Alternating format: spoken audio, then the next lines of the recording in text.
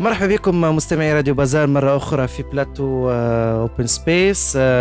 كالعادة ترافقني أمال أمولة في تقديم البرنامج هذايا.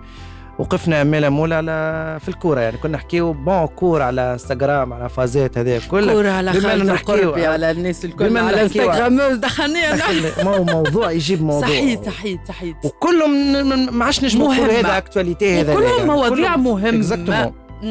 أمول أبابا باش نحكيو على موضوع أي قديم جديد قديم ثم تطورات ديجا حكينا فيها قبل ما ندخلوا للبلاتو. هو موضوع عنده 13 سنة. موضوع عنده 13 سنة وكل مرة نسمع كلام عليه بخصوص وقتها بارتي التراجي. وقت قص الضوء. شكون اللي قص الضوء؟ شكون مش شكون؟ هو راهو مش كل مرة نسمع عليه. هي مشيت في التراجي اللي هي قصت الضوء زعما خاسرة 3 بلاش. لين نتفاجئوا وهي راهي الحقائق مش هكا، ماني مكشخة دقيقة بركة مقطع لين اليوم ولا هي البارح نتفاجئوا تصريح يقلب الموازين الكل. تصريح يقلب يعني الرواية اللي 10 سنين كاملين و 13 سنة كاملين تحكيوا فيه. يا مهدوش انت تقول يقلب. انا بالنسبة لي انا ما يقلب شيء. لا سامحني، كانت الناس الكل قبل تظن انه التراجي حتى ولو تجيب لهم شكون باش يقولوا لهم راهو مش التراجي هي اللي قصت الضوء، على خاطر هما في مخاخهم زعما نحن التراجي كي خسرت 3 بلاش هما ساعه التراجي راجعه في البارتي مركز بونتو. كيفاش انت يعقل انت معناتها جمعيه راجعه في البارتي تمشي تقص الضوء؟ دو بعد 13 سنه تجيب بلاتو تبارك الله فيه الكبارات وتحكي على حاجة ديجا نحن كجمعية تعديناها كجمعية، لكن ثم ناس وهزينا كل شيء. ما هو الموضوع علاش قلت لك ديما هو أي قضية أي موضوع إذا ما تعملش في وقتها صحيح، ما إذا ما تحكيش في الحقيقة متاعه كل مرة باش تخرج لك رواية. تنجم هذه الرواية هذه ما فيها شيء هي راه تنجم الرواية هذه اللي قالها اللاقيم الحكم مكرم اللاقيم نجم الرواية هذه تجي رواية أخرى تكذبها. لكن لوجيك دي عطينا شنو قال مكرم اللاقيم قال راهي ما هيش المكشخة هي اللي طفيت الضوء، راهو الأمن بأمر رئاسي باش ينجم وقتها خاطر كلات بعضها شوية دونك قصوا الضوء. أما خويا عطينا معناها روح هنا شنو علاش تحب تحكي عليها توا بعد 13 علاش اليوم تكلمت خويا؟ علاش اليوم تكلمت؟ بالحق السؤال أنا علاش اليوم جاي تحكيو على المكشخة يعني نحكيو لوجيكمون المكشخة وينها اليوم خويا؟ قاعدة تكولكتي وتاكل في التتروات. أمولة جيت اليوم من مش تحكي كي يعني بنزعم تاع الجمعية. والله موضوعية، والله اللوجيك دي شوز يقول هو اللوجيك. أي واحد كواجب اللوجيك هو التراجي الرياضي التونسي بالحق. التراجي عاملة يعني مجهود كبير وواصلة لدرجة كبيرة الاسبيرونس. نحطوا إيكيبا أخرى اليوم عامل أنت بلاتو خويا بعد 13 سنة تحب تركب على الحدث. مش ما تحب تركب يا خويا بالكشي أنا الواحد يحب يطلع في النومبر دو فيو. قصدك أنت تعرف جمهور المكشخة يسمع حاجة حقه في اختيار المواضيع يا أمان. يا بابا لاني أنا جي ضدك، لاني حقه الإعلامي. جبني موضوع يزيدني ما عندك ما تزيدني. كان احنا كجمهور المكشخة ما عندهم يمكن تجبد هو الموضوع يحكوا فيه. ايش نقول لك؟ حقه الإعلام يحكي في أي موضوع يختاروا. راه خويا حكيت على استادات اللي مكسرة، حكيت على استادات المكسرة، حكيت على الجمعيات اللي لازمك تعاونها، حكيت جبت خويا جبت اللي انت كيما نحن البارحه استضفنا حمزه صح ولا؟ خويا خديت اتصال مع حمزه، شفت رياضات اخرى، شفت رياضه يعني موضوع لا يزيد لا ينقص يعني عند لا التوانسه لا جماعه الاسبيرونس ولا شيء. يرحم فمك يرحم زايد بعد 13 سنه جاي تنفض في الغبره. فهمناها موقفك وبربي اللي عارضني يتكلم معناها تنجموا اكيد باش يعرضوك يعني الكيبات الاخرين على خاطر تحكي بنزعه ترى والله على فكره الامانه راهو انا اسبيرونتيست كيفك يعني والله ليه اما راهو زايد بلاتواتنا اليوم يلزمها تكون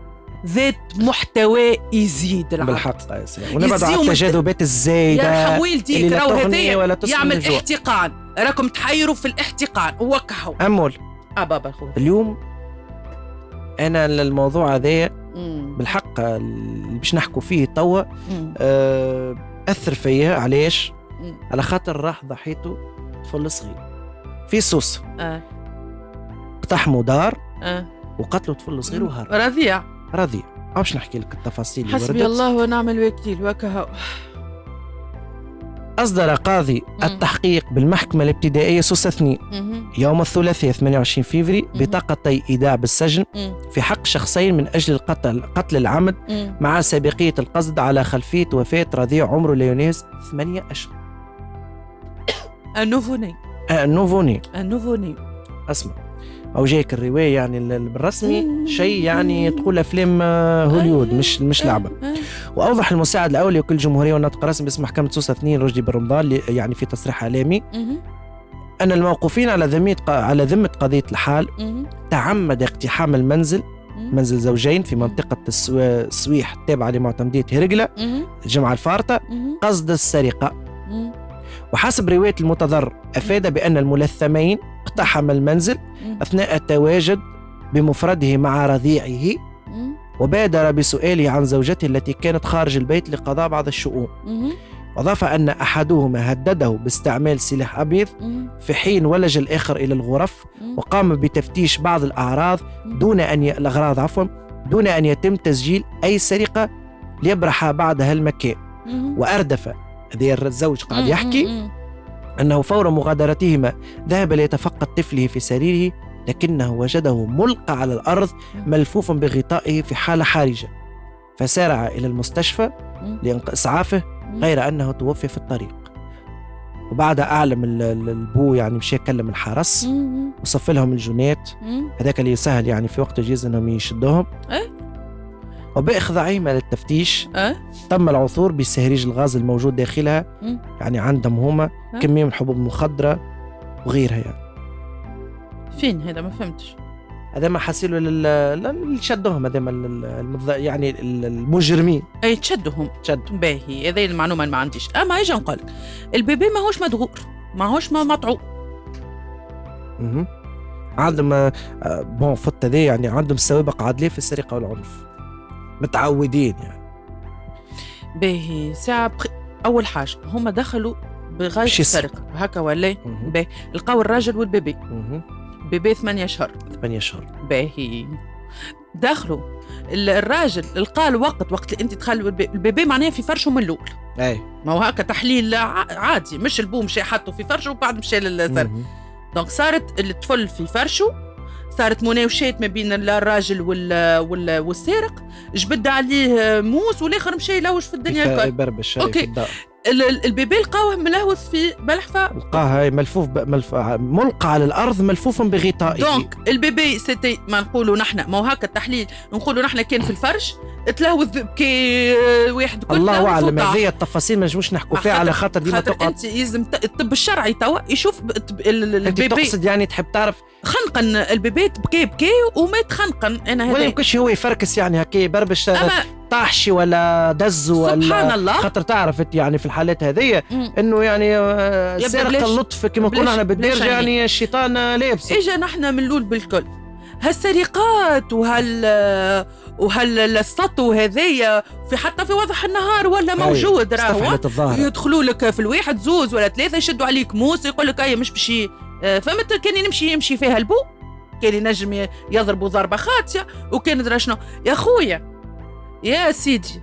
وهالعباد عندهم سوابق. شوفوا لنا قانون بالحق موجود. شوفون قانون يا خويا. امال باش نحكي لك حكايه ردعي نحكي لك حكايه شهرين ويعاود يعمل هاي الغلطوين. نحب نرجع لغلطه تحبوا نرجع غلطه الاعلام او الغلطوين تاع الاعلام يحكوا على الجرائم وما يحكوش على السويفي نتاعها. صحيح. ثم برشا قضايا خويا عرفتيني تشدوا الناس يعني المتسبين في القضايا هذه تشدوا لكن الناس ما حكتش على العقوبات هذية ما حكتش على الناس كيفاش تشدوا. ثم انجازات قاعده تحسب لوزاره الداخليه في الاطار هذايا لكن الناس تشد كان في حكايه القضيه وبعدك تسيب انا خليتها من زاويه نظر اخرى. هذيك العادله تطيخ مجراها.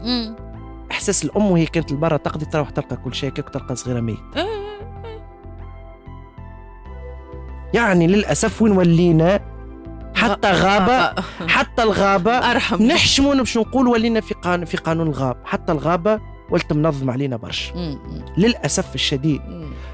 أنا موضوع الجريمة حكيت فيها درا قداش مرة، أنا الحق حكيت عليها في بلاتو لهنا في برنامجي القديم العيون، حكيت عليها قبل حتى في وسائل إعلام أخرى، حكيت عليها حتى كي كنت ضيف في وسائل إعلام أخرى. الجرائم تناولتها من نواحي الكل. للأسف الشديد الشيء ماشي ويزيد. حل لازمتنا حل جذري، حل جذري. أنا في كل مرة مادام أنا ماني مواطنة وإلا ليه؟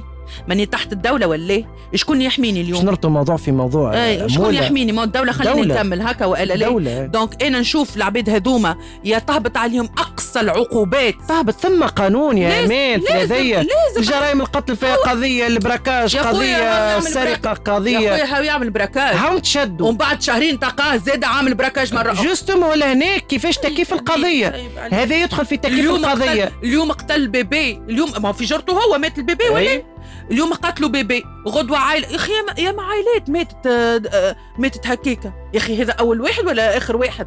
ما هوش أول واحد، لهنا ندخل في تكييف القضية. سكبراكاج سرقة يعني ما عادش ديما هكا يهبطوا. يا أخي ما عادش عندكم رحمة، يا أخي ما عادش عندكم، الكل مربوط من بعض. نحن نحكيو على الجريمة كله مربوط من بعض. باش نحكي لك يعني من أهم ومن أسباب الجريمة في تونس اللي هي الدروغ ولا ليه؟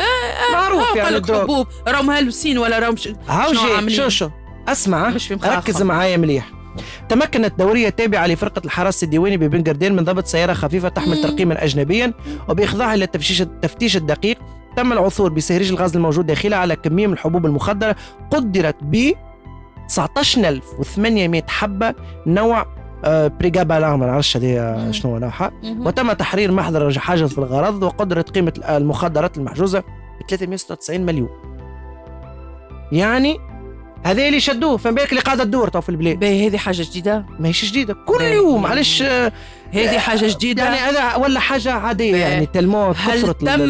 هل تم التصدي لهذه الظاهرات؟ الدوله تقول كاني قاعد نشدين هي وخاي نظف من داخل سكر. منين جايه ماله؟ شكون يدخل لي فيها؟ اي هاو قال لك شدوا مثلا في بن قردين. شكون يدخل فيها؟ هذه موضوع الدروغ في تونس. راهو دروغ، راهي فلوس راهي برشا.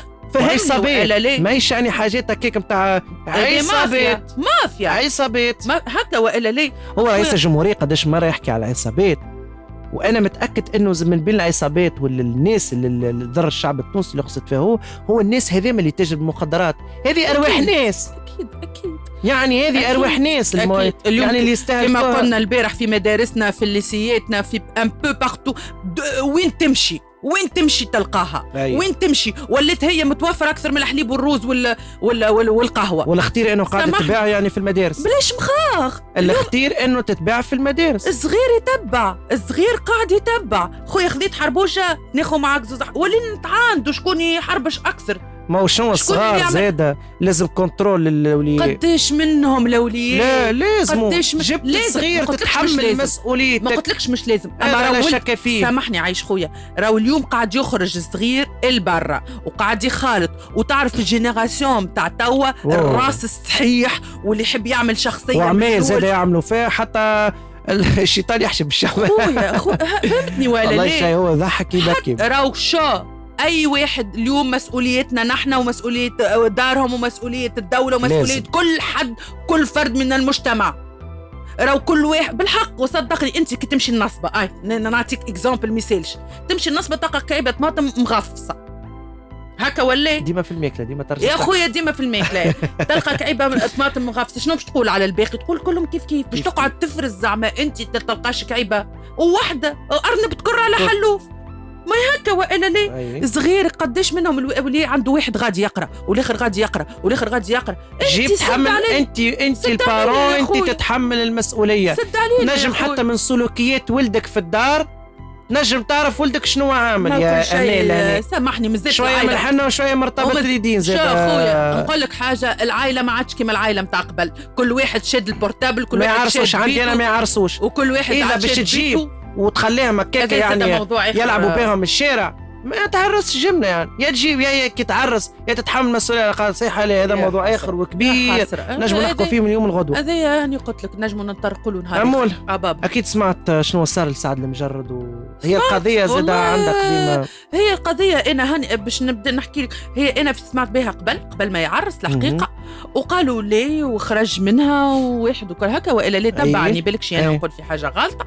اليوم نشوفوها عاودوا حيروها. مش حيروها هي قضيه قاعده تمشي في فرنسا. خلينا نذكروا الناس، هي قضيه اغتصاب. فتاه قالت عفوا طفله قالت لك يعني تعدى عليه، قالت لك مشينا حسيلو، قالت لك شربنا وقبولات ومن بعد كما يعني لا تم اعتداء عليها. يعني مشت قدمت قضيه بالاغتصاب وكل شيء. القضيه مشت يعني في طريقها، ومن بعد حكموا عليها الايامات هذيا ب6 سنين حبس. الايامات هذيا ب6 سنين حبس. ايش نوها كان اذنب. إذا أذنب هو تقدم فله ذلك. هو تقدم بالاعتراف بالاستئناف يعني في القضية.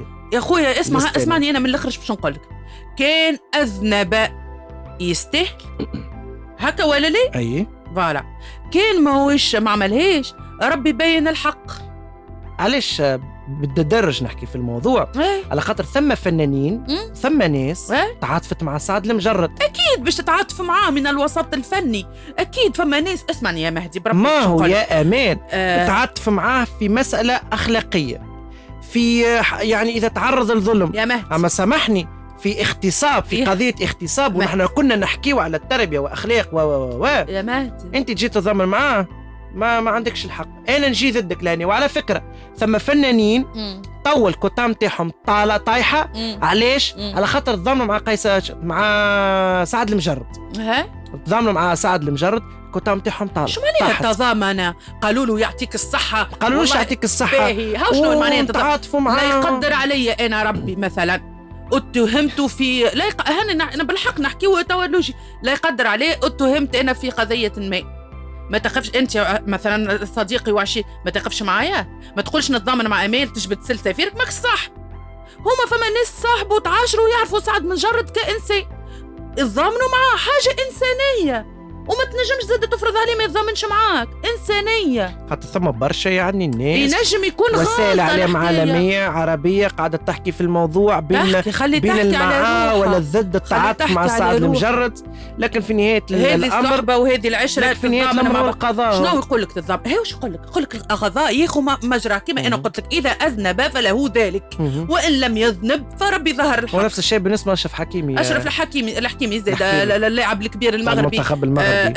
ثم هو شنو يعني طفله مشت وقالت انه تم يعني تعرضت لاغتصاب. ايش نقول لك؟ هو كذب وقال لك القضيه تمشي توث. يا اخي مش موجود، سامحني. هم على خاطرهم مشهورين وتحت المجهر. يعني ثم شكون شافها من ناحيه اخرى ان هم مشاهير عندهم الفلوس، ثماش ما ندبر منهم مرشنا بها وكل قدم به قضيه وكل لغه. ينجم يكون يعني كل الروايات جائزه، ولكن يا ربي اللي ما عملش حاجه واللي هو بريء ان شاء الله ربي يظهر الحق. اكيد نحن مطالبين يعني ربي يبين الحق. صحيح.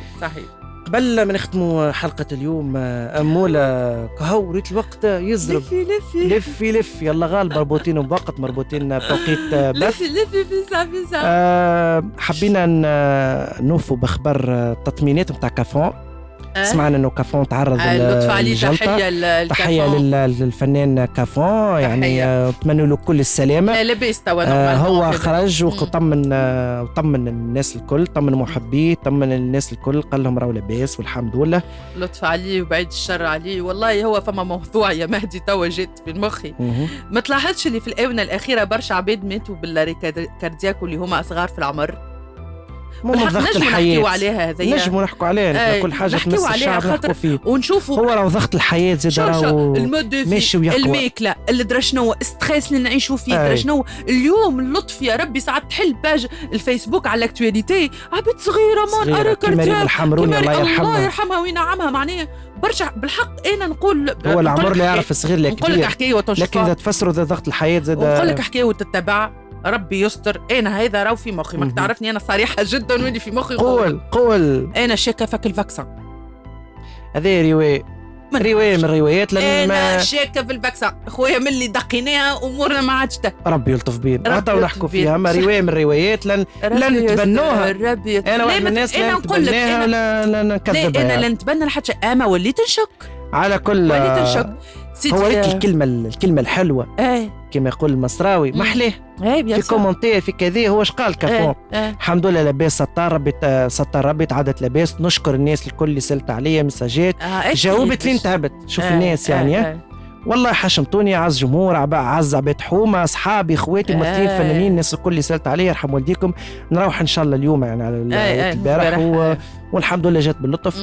على كل كافون ان شاء الله لاباس، ان شاء الله لاباس كافون. نحييك ولطف عليك، وان شاء الله نشوفوك في محافل اخرى ونشوفوك ضيف عنا زايده في سقف بازار. وبالمناسبه قبل ما نختموا حلقتنا اليوم تحيه لكل الوحدات الامنيه بمناسبه البارح هو اليوم العالمي للحمايه المدنيه. تحيه لكل اعوان الحمايه المدنيه بمناسبه اليوم العالمي للحمايه المدنيه. تحيه ليهم. الحمايه المدنيه قاعدين حمايه الوطن، حمايه الوطن قاعدين يقوموا بمجهود كبير كبير على الاخر. تحيه لهم ان شاء الله ربي يشد لهم في صحه بدنهم، وان شاء الله ربي يحميهم من كل شر، وربي يكون معاهم وربي يوفقهم. نتعداو امول نتعداو امول. ما تبقى كان نقول لكم اليوم محليها قاعدة. أنا نقعد سبونتاني. دونك عندك كلمة الختام بعد عندي أي ما نجم نقولوا كان نشكر الناس اللي تتفاعل معنا في برنامج اوبن سبيس هذه الحلقه الثانيه. كهو نجم نقول لكم كان ان شاء الله نهاركم زين وان شاء الله نهاركم فل ورد وياسمين. وما تنساوش تكونوا على اون معنا نحن مع برنامج اوبن سبيس ومع راديو بازار. نذكركم انه برنامج اوبن سبيس تلقوه كل نهار اربع خميس من 10 لل 11. كهو هذاك هو مولا به. أنا متبقى كان نقول لكم إن شاء الله نهاركم زين، نهاركم فل وياسمين، وإن شاء الله تتعدى نهار حلو عليكم، وإن شاء الله نكونوا خفيف ظل. ما تنسوش باش تتابعونا على بازار راديو في الفيسبوك والانستغرام وستريمينغ.لايف، وتشوفوا حلقتنا الثانية من اوبن سبيس الفضاء المفتوح. وإذا عندكم وكان عندكم أي اقتراحات ولا أي نقد زيادة كما نقولوا بكل رحابة صدر نسمعوا منكم، وإن شاء الله حتى تقترحوا علينا مواضيع. بوركوا با أكيد نجم تكتبونا في التعليقات في الكومنتات المواضيع اللي يحبوا عندي ولا عند مهدي كيف ومرحبا بكم، ودمتم في رعاية الله. وإن شاء الله زينة، وإن شاء الله نهاركم كله فرحة وابتسامة وسعادة. إلى اللقاء. نهاركم زين. باي باي.